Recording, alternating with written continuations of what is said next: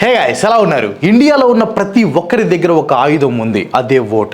ఈ ఓట్ అనే ఆయుధాన్ని 5 సంవత్సరాలకు ఒకసారి ఉపయోగించి మన దేశ భవిష్యత్తుని మార్చొచ్చు. యాజ్ ఐ సెడ్ 5 ఇయర్స్కి ఒకసారి మనకి ఎలక్షన్స్ వస్తాయి. దాంట్లో మనం ఓటు వేసి మనల్ని పాలించే లీడర్స్ని ఎన్నుకుంటాం. ఇదంతా మనకి తెలిసిందే. కానీ మీరు ఎప్పుడైనా ఆలోచించారా, అసలు ఈ ఎలక్షన్స్ని ఎవరు కండక్ట్ చేస్తారు? అసలు ఎలక్షన్స్లో ఎలాంటి మిస్టేక్స్ జరగకుండా మోస్ట్లీ ఎవరు కంట్రోల్ చేస్తారు అని, ఎలక్షన్స్ అన్ని ప్రశాంతంగా జరగటానికి, ఇండియాలో డెమోక్రసీ కాపాడటానికి election commission of India work చేస్తుంది. ఈ వీడియోలో మనం అసలు ఈ ఎలక్షన్ కమిషన్ ఆఫ్ ఇండియా ఎలా వర్క్ చేస్తుంది అనే దాని గురించి ఫుల్ డీటెయిల్స్ తెలుసుకుందాం. ఇన్ కేస్ మీరు మన ఛానల్ని ఫస్ట్ టైం చూస్తున్నట్లయితే కింద ఉన్న సబ్స్క్రైబ్ బటన్ని ప్రెస్ చేసి పక్కన ఉన్న బెల్ని కూడా యాక్టివేట్ చేయండి. ఆల్రెడీ సబ్స్క్రైబ్ చేస్తుంటే thank you so much. Election commission of India. ఇండియాలో పొలిటికల్ లీడర్స్ కరప్ట్ అవ్వచ్చు, కానీ ఎలక్షన్ కమిషన్ ఇప్పటి వరకు కరప్ట్ అవ్వలేదు, ఫ్యూచర్ లో కూడా కరప్ట్ అవ్వదు అని నేను నమ్ముతున్నాను. ఇండియాలో ఎలక్షన్స్ ని కండక్ట్ చేయడానికి, కంట్రోల్ చేయడానికి, ఎలక్షన్స్ అన్ని ఫ్రీ అండ్ ఫెయిర్ గా జరగటానికి జనవరి 25, 1950న ఎలక్షన్ కమిషన్ ఆఫ్ ఇండియాని ఎస్టాబ్లిష్ చేశారు. ఈ రోజునే మనం నేషనల్ ఓటర్స్ డేగా సెలబ్రేట్ చేసుకుంటాం. ఎలక్షన్ కమిషన్ ఆఫ్ ఇండియా అనేది ఒక కాన్స్టిట్యూషనల్ బాడీ. స్టార్టింగ్ లో ఒక్క చీఫ్ ఎలక్షన్ కమిషనర్ మాత్రమే ఉండేవారు. బట్ తర్వాత the election commissioner amendment act 1989 ద్వారా జనవరి 1, 1990న దీన్ని మల్టీ మెంబర్ బాడీగా మార్చారు. అంటే ఇంకో ఇద్దరు ఎలక్షన్ కమిషనర్స్ ని అపాయింట్ చేశారు. Present chief election commissioner of India Rajeev Kumar, Shri Gyanesh Kumar election commissioner of India and doctor Sukhbir Singh Sandhu election commissioner of India. ఆ టైంలో ఓటు వేయాలంటే 21 సంవత్సరాలు నిండి ఉండాలి. కానీ 1989లో రాజీవ్ గాంధీ గారు ప్రైమ్ మినిస్టర్ గా ఉన్నప్పుడు 61వ రాజ్యాంగ సవరణ చేసి ఈ ఓటు హక్కు ఏజ్ ని 21 ఇయర్స్ నుంచి 18 ఇయర్స్ కి తగ్గించారు. దీనివల్ల ఓట్ ని రిజిస్టర్ చేసే వాళ్ళు పెరుగుతారు కాబట్టి ఇంకో 2 మెంబర్స్ ని ఎక్స్ట్రాగా అపాయింట్ చేశారు. ఆర్టికల్ 324(2) ప్రకారం ఈ ఎలక్షన్ కమిషనర్స్ ని అపాయింట్ చేసే పవర్ ప్రెసిడెంట్ ఆఫ్ ఇండియాకు ఉంటుంది. ఈ ఎలక్షన్ కమిషన్ న్యూఢిల్లీలో ఉన్న సెక్రటేరియట్ నుంచి పనిచేస్తుంది అనమాట. ఎలక్షన్ కమిషన్ ఆఫ్ ఇండియానే కాకుండా స్టేట్ కి సంబంధించి ఎలక్షన్ కమిషన్ కూడా ఉంటుంది.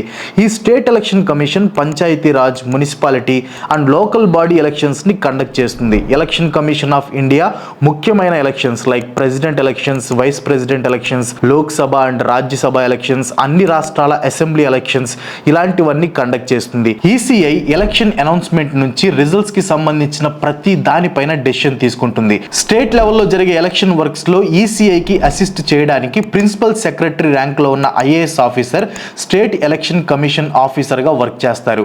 Functions of election commission of India. ఒక పార్టీ ఎన్నికల్లో పాల్గొనాలంటే ఈసీఐ రిజిస్టర్ చేయించాలి.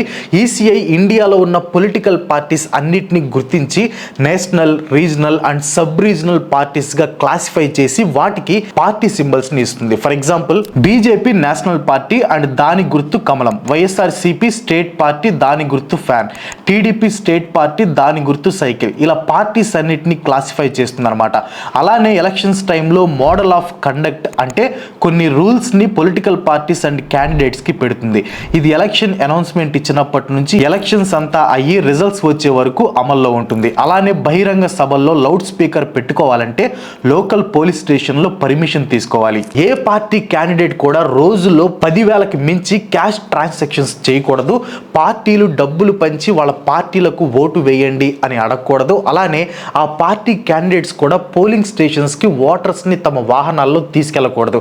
ఇలా చాలా రకాల రూల్స్ ఉంటాయి. ఈ మోడల్ ఆఫ్ కండక్ట్ ని ఎలక్షన్ కోడ్ అని కూడా అంటారు. ఈసీఐ గవర్నమెంట్స్ కి హోమ్ డిస్ట్రిక్ట్స్ లో వర్క్ చేస్తున్నా లేదా 3 ఇయర్స్ ప్లస్ కన్నా ఎక్కువ వర్క్ చేస్తున్న ఆఫీసర్స్ ని వేరే వేరే డిస్ట్రిక్ట్స్ కి షిఫ్ట్ చేయమని గైడ్ లైన్స్ ఇస్తుంది. ఇలా షిఫ్ట్ అయ్యాక కొత్తగా అపాయింట్ అయిన అఫీషియల్స్ తో ఎంసీసీ అనేది ఇంప్లిమెంట్ చేస్తారు. ప్రస్తుతం మే 13న జరగబోయే ఎలక్షన్స్ కోసం election commission code of conduct ని మార్చి 16, 2024న రిలీజ్ చేసింది. గవర్నమెంట్ ఆఫీసెస్ దగ్గర సీఎం, పిఎం, మినిస్టర్ ఫోటోస్ ని తీసేయాలి. అలానే బస్ స్టాండ్, రైల్వే స్టేషన్ ఇలాంటి దగ్గర హోర్డింగ్లపై లీడర్స్ ఫోటోలను తీసేయాలి. టీవీ, న్యూస్ పేపర్లో ప్రభుత్వ పథకాల న్యూస్ ని ఆపేయాలి. ఎంసీసీ అనేది ఒక లా కానప్పటికీ దాంట్లో ఉన్న కొన్నిటిని వైలేట్ చేస్తే లైక్ ఓట్ల కోసం డబ్బులు పంచినా, లేక గిఫ్ట్స్ ఇచ్చినా, లేదా ఎలక్షన్ ప్రాపగండా కోసం రిలీజియన్ ప్లేసెస్ ని యూజ్ చేసినా ఇలాంటివి IPC and the representation of the people act 1951 ప్రకారం ఎలక్టోరల్ అఫెన్సెస్ కిందకి వస్తాయి. ఈసీఐ అనేది ఎప్పుడు కూడా ఓటర్ లిస్ట్ ని ప్రిపేర్ చేసి అప్ టు డేట్ అప్డేట్ చేస్తుంది అండ్ ఈ ఓటర్ లిస్ట్ లో ఎర్రర్స్ లేకుండా చూసుకుంటుంది. మన దేశంలో ఎలక్షన్ ప్రోగ్రామ్ ప్రోగ్రామ్ అనేది ఒక అనౌన్స్మెంట్ తో స్టార్ట్ అవుతుంది అనమాట. ఈసీఐ ఈ అనౌన్స్మెంట్ ఇస్తుంది. ఈ అనౌన్స్మెంట్ చేసిన 21 రోజుల లోపు president or governor elections dates ఎప్పుడు అనే దానికి సంబంధించి ఒక ఫార్మల్ నోటిఫికేషన్ రిలీజ్ చేస్తారు. ఈ నోటిఫికేషన్ వచ్చిన 7 రోజుల లోపు ఎలక్షన్స్ లో పోటీ చేసే వాళ్ళు నామినేషన్ వేయాలి. నామినేషన్ వేసిన ఒక రోజు తర్వాత స్క్రూటినింగ్ జరుగుతుంది. అంటే క్యాండిడేట్స్ యొక్క నామినేషన్ పేపర్స్ అన్ని చూస్తారు. లైక్ ఎడ్యుకేషనల్ క్వాలిఫికేషన్, ఆస్తుల వివరాలు, క్రిమినల్ హిస్టరీ, అడ్రస్ ఇలాంటివన్నీ అనమాట. నామినేషన్ వేసిన తర్వాత ఒకవేళ ఎలక్షన్స్ నుంచి తప్పుకోవాలంటే నామినేషన్ వేసిన 2 రోజుల లోపు నామినేషన్ని విత్డ్రా చేసుకోవచ్చు. తర్వాత క్యాంపెయిన్ చేసుకోవడం దగ్గర నుంచి ఎలక్షన్స్ కండక్ట్ చేయడం అండ్ ఎలక్షన్స్ ని డిక్లేర్ చేయడం వరకు ఇదంతా ఎలక్షన్ ప్రోగ్రామ్ అండ్ దీన్ని ఈసీఐ డిసైడ్ చేస్తుంది. ఈసీఐ ఒక ఇన్స్టిట్యూట్ ని కూడా రన్ చేస్తుంది. దాని పేరు India international institute of democracy and election management. ఈ ఇన్స్టిట్యూట్ లో ఎలక్షన్స్ ఎలా కండక్ట్ చేయాలి అనే దాని గురించి ట్రైనింగ్స్ ఇస్తారు. ఈ ట్రైనింగ్ మన ఇండియాకే కాదు, పక్క దేశాల్లో ఉన్న ఎలక్షన్ అఫీషియల్స్ కూడా ఇక్కడికి వచ్చి IIIDEM ఇన్స్టిట్యూట్ సెషన్స్ అటెండ్ అయ్యి వాళ్ళ కంట్రీస్ లో ఎలక్షన్స్ ఎలా కండక్ట్ చేయాలో ట్రైనింగ్ తీసుకుంటారు. ఇదే కాకుండా political parties and candidates campaign టైంలో ఖర్చు చేసిన అమౌంట్ డీటెయిల్స్ అన్ని ఈసీఐకి సబ్మిట్ చేయాలి. ఆ అకౌంట్స్ ని ఈసీఐ చెక్ చేస్తుంది. In case IT act 1961 section 13A ప్రకారం ట్యాక్స్ ఎగ్జంప్షన్ రావాలంటే ఖర్చు చేసిన అమౌంట్స్ అన్ని సబ్మిట్ చేయాలి. దీంట్లో లోక్సభ ఎలక్షన్స్ అయితే ఎలక్షన్స్ అయిన 90 days లో అకౌంట్ అనేది సబ్మిట్ చేయాలి. అదే లెజిస్లేటివ్ అసెంబ్లీ అయితే ఎలక్షన్స్ అయిన 75 రోజుల్లోపు అకౌంట్ అనేది సబ్మిట్ చేయాల్సి ఉంటుంది. క్యాండిడేట్స్ తమ నియోజకవర్గంలో పోటీ చేసేటప్పుడు వాళ్ళు క్యాంపెయిన్ లో ఎంత ఖర్చు పెట్టాలి అనే దానికి ఈసీఐ ఒక లిమిట్ అనేది పెడుతుంది. లోక్సభ ఎలక్షన్స్ లో పెద్ద కాన్స్టిట్యుయెన్సీ అయితే 90 లక్షల కన్నా ఎక్కువ ఖర్చు పెట్టకూడదు.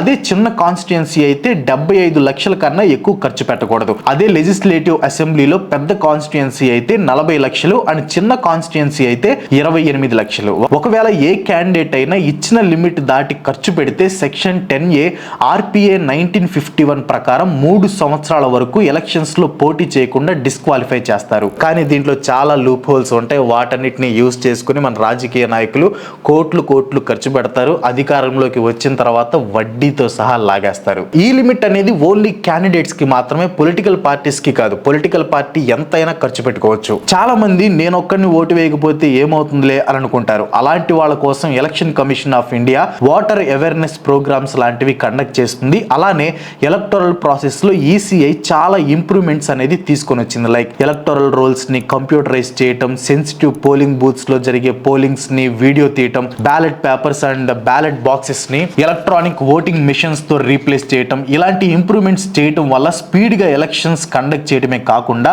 ఎలక్టోరల్ ప్రాసెస్ అంతా ట్రాన్స్పరెంట్ అండ్ క్రెడిబుల్ అయింది. ఏ ఎలక్షన్స్ లో అయినా కొంతమంది ఓటర్స్ ఏ పార్టీకి కూడా ఓటు వేయడానికి ఇష్టపడరు. అలాంటి వాళ్ళ కోసం బ్యాలెట్ లో లాస్ట్ ఆప్షన్ కింద నోటా ఆప్షన్ ని పెట్టారు. నోటా అంటే నన్ ఆఫ్ ది అబోవ్ అని అర్థం. ఈ ఆప్షన్ కోసం ఎలక్షన్ కమిషన్ ఒక సింబల్ ని కూడా 2015 లో ప్రింట్ చేసింది. ఎలక్టోరల్ రోల్ అంటే ఇక్కడ మీకు స్క్రీన్ మీద కనిపిస్తున్నాయి కదా, ఓటర్స్ అండ్ వాళ్ళ డీటెయిల్స్ లిస్ట్ అదనమాట. ఈ ఎలక్టోరల్ రోల్ లో ఎలాంటి ఎర్రర్స్ లేకుండా అండ్ అథెంటికేటెడ్ ఎలక్టోరల్ రోల్ కోసం ECI national electoral roll purification and authentication NERPAP ని మార్చి 3, 2015 లో లాంచ్ చేశారు. దీని యొక్క మెయిన్ ఎయిమ్ ఏంటంటే ఎపిక్ డేటా అంటే ఇండియన్ ఓటర్ ఐడి కార్డ్ ని అఫీషియల్ గా ఎలక్టోర్స్ ఫోటో ఐడెంటిటీ కార్డ్ ఎపిక్ అని అంటారనమాట. దీన్ని UIDAI ఆధార్ డేటాతో లింక్ అండ్ అథెంటికేట్ చేస్తారు. ఫిజికల్ డిజబిలిటీ ఉన్న అఫీషియల్స్ అండ్ ఓటర్స్ ని ఓటింగ్ వేయడానికి ఎంకరేజ్ చేయడానికి దివ్యాంగ్ పోలింగ్ స్టేషన్స్ ని పెట్టారు. ఈ పోలింగ్ స్టేషన్స్ లో ఉన్న ప్లేసెస్ లో ర్యాంపులు అండ్ వీల్ చైర్స్ ని ప్రొవైడ్ చేస్తారు. ఉమెన్స్ కోసం పింక్ పోలీస్ స్టేషన్స్ ని పెట్టారు. దీంట్లో అందరూ ఆడవాళ్లే ఉంటారు. ఇంక్లూడింగ్ స్టాఫ్, పోలీస్ వాళ్ళు, సెక్యూరిటీ వాళ్ళు అంతా ఉమెన్సే ఉంటారు. ఫస్ట్ దీన్ని కర్ణాటకలో స్టార్ట్ చేశారు. తర్వాత దేశం అంతా అడాప్ట్ చేశారు. ఓటింగ్ ప్రాసెస్ అంతా ఇప్పుడు ఈవీఎంస్ తో జరుగుతున్నాయి. ఎలక్ట్రానిక్ ఓటింగ్ ని లార్జ్ స్కేల్లో వాడిన ఒకే ఒక దేశం ఇండియా. ఈ ఈవీఎంస్ ని ఎలక్షన్ కమిషన్ ఓటింగ్స్ లో ఫ్రాడ్స్ ఏమీ జరగకుండా ఉండటం కోసం ఇంట్రొడ్యూస్ చేశారు. దీన్ని మొట్టమొదటిగా 1982లో జరిగిన స్టేట్ లెజిస్లేటివ్ ఎలక్షన్స్ లో ఎక్స్పెరిమెంటల్ గా యూజ్ చేశారు. సక్సెస్ఫుల్ గా టెస్ట్ చేసిన తర్వాత ఎలక్షన్ కమిషన్ ఈ ఓటింగ్ మిషన్స్ ని యూజ్ చేయడం స్టార్ట్ చేసింది.